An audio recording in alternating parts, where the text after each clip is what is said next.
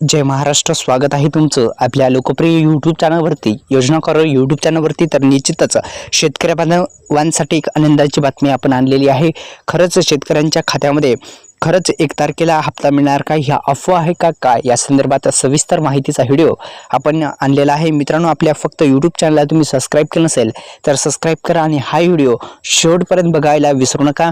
PM किसान महासन्मान निधी योजनेच्या धर्तीवर नमो शेतकरी महासन्मान निधी योजना ही योजना सुरू करण्यात आली।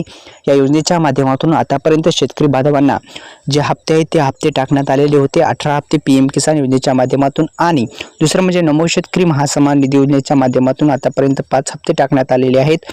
दुसरं म्हणजे मित्रांनो, मिळालेल्या माहितीनुसार आता एकच कुटुंबातील पती आणि पत्नी आणि 18 वर्षा खालील मुले वगळून फक्त जे एकाच व्यक्तीला लाभ मिळणार असल्याची जे नवीन नियमामध्ये देण्यात आलेलं आहे, मिळालेल्या माहितीनुसार आहे।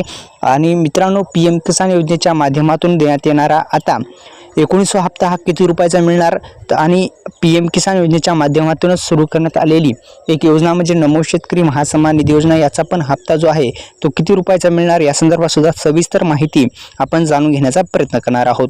तर एकंदरीत नोकरदार, डॉक्टर, वकील, इंजिनियर, पेन्शनधारक सलग 3 वर्ष आयकर भरणाऱ्या लाभधारी असणार नाहीत, म्हणजे त्यांना कधीच लाभ मिळणार नाही। दुसरं म्हणजे मित्रांनो, अपात्र लाभधाऱ्याची पडताळणी होणार आहे आणि या पडताळणीनुसार कोण कोण वगळणार आहे या संदर्भात नवीन माहिती सुद्धा येणार आहे।